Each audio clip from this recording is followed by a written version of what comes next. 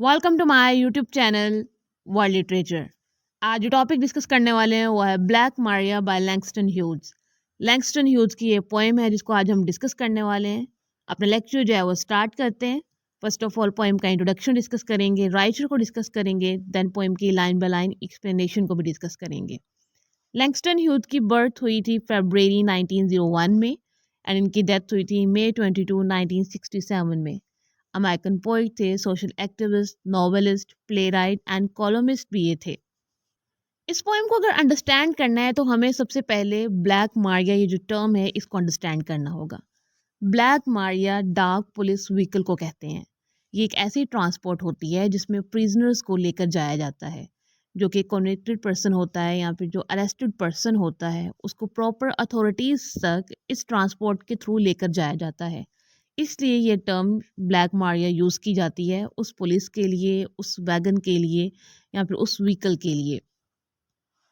America में जितने भी ब्लैक्स थे वो मार्जिनलाइज थे और वो अनसेफ फील किया करते थे। उन्हें जो है वो हर टाइम अथॉरिटीज़ का फियर हुआ करता था कि कहीं से ब्लैक मारिया का व्हीकल आ जाएगा और उन्हें उठाकर ले जाएगा किसी क्राइम में, या फिर क्योंकि जस्टिस नहीं था, इनजस्टिस बहुत ज़्यादा था। इसी फियर को लेकर जो ब्लैक्स थे वो डरा करते थे अपनी रेपुटेशन को लेकर, क्योंकि वो मार्जिनलाइज थे। इस पोएम में राइटर ने यही एक्सपीरियंस शेयर किया है कि जब ब्लैक मारिया का व्हीकल आता है तो जो ब्लैक्स होते हैं उनकी फीलिंग्स कैसी होती हैं, वो किस तरह से खुद को अनसेफ फील करते हैं।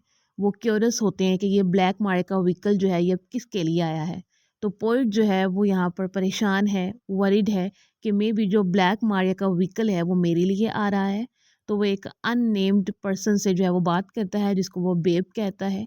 एंड पोइट शेयर करता है अपना एक्सपीरियंस कि किस तरह से जो सन है वो फुल ऑफ होप होता है, उससे हमें ऑब्सेशन होती है। उसको देखकर हमें लगता है कि लाइफ में जो है वो चार्म है या फिर हमें होप नज़र आती है। पर दूसरी तरफ जब ब्लैक मारिया का व्हीकल नज़र आता है तो साथ ही जो पोइट है वो डिप्रेस हो जाता है। उसे जो है ना वो कोई भी होप नज़र नहीं आती है, उसे हर तरफ डार्कनेस नज़र आना शुरू हो जाती है। यही एक्सपीरियंस जो है वो पोइट ने इस पोएम में शेयर किया है। पोएम की लाइन बाय लाइन एक्सप्लेनेशन को अब डिस्कस करते हैं। पोएम में सबसे पहले जो राइटर हैं वो कहते हैं, babe did you ever see the sun. सबसे पहले जो स्पीकर है, जो हमारा राइटर है, वो किसी अननेम्ड पर्सन को यहाँ पर एड्रेस करता है, उसे बुलाता है और उसे कहता है कि क्या तुमने कभी सन को देखा है, होप को देखा है, लाइट को देखा है? क्या तुमने देखा है कि लाइफ जो है वो ब्लेसिंग्स के साथ है, लाइफ में जो है वो एनर्जी है, इसमें होप है, इसमें जो है वो हर तरफ हमें लाइट नज़र आती है या फिर हमें ब्राइटनेस नज़र आती है। Must be the black Maria. But on other side जो राइटर हैं, जो पोइट हैं, उनको साथ ही जो है वो एक ब्लैक मारिया का व्हीकल नज़र आता है। उससे जो उनकी होप है वो ख़त्म हो जाती है और वो डिस्ट्रैक्ट हो जाते हैं। पहले वो सन को देख रहा था, बट साथ में ही जो है वो ब्लैक मारिया के जो व्हीकल को देखता है तो उसका जो डार्कनेस है वो इंक्रीज़ हो जाती है। वो हर तरफ जो है ना वो डार्कनेस को देखने लगता है।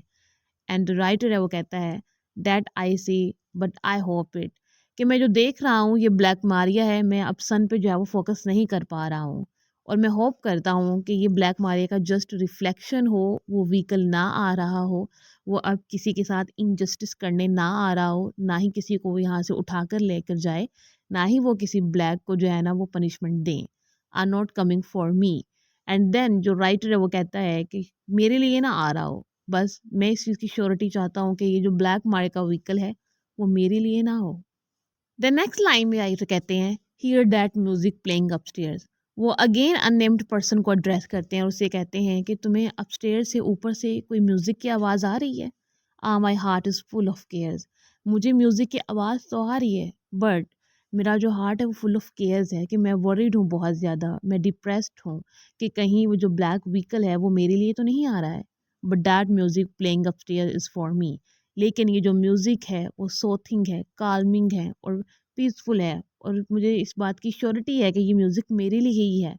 Babe did you ever see the sun, कि क्या तुमने कभी होप को देखा है, क्या तुमने कभी सन को देखा है? इस पोएम में लैंगस्टन ह्यूज ने दो फीलिंग्स को कंट्रास्ट किया है। जो पहली फीलिंग है वो होप की है, ब्राइटनेस की है, पीस की है, कंफर्ट की है, सन की है, नेचर की है, ब्लेसिंग्स की है। एंड जो दूसरी फीलिंग है वो ब्लैक मारिया की फीलिंग है। किस चीज़ की है? डार्कनेस की है, इनजस्टिस की फीलिंग है। कि सोसाइटी में किस तरह से जो ब्लैक्स हैं वो मार्जिनलाइज्ड हैं, उनको उनके बेसिक राइट्स नहीं दिए जाते हैं। अगर कोई क्रिमिनल है तो हमेशा जो है वो ब्लैक पर डाउट किया जाता है एंड उसको एज अ प्रिजनर जो है वो उठाकर लेकर जाया जाता है। ये व्हीकल्स आते हैं एंड इनजस्टिस को प्रमोट करते हैं एंड ब्लैक्स को उठाकर ले जाते हैं एंड उनको जो है वो पनिशमेंट्स मिलती हैं।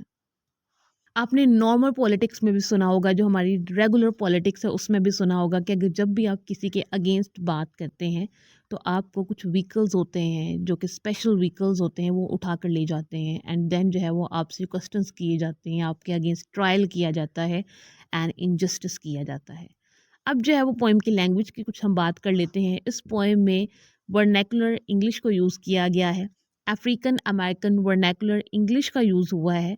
इस पोएम में इस लैंग्वेज को इसलिए यूज़ किया गया है ताकि जो ब्लैक्स की ऑथेंटिक वॉइस है वो सोसाइटी के सामने लाई जा सके।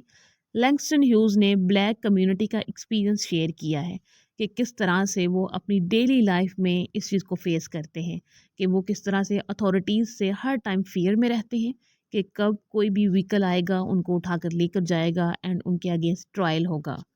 आज के लेक्चर में बस इतना ही। आई होप कि यहाँ तक ये जो पोएम है वो आपको समझ आई होगी।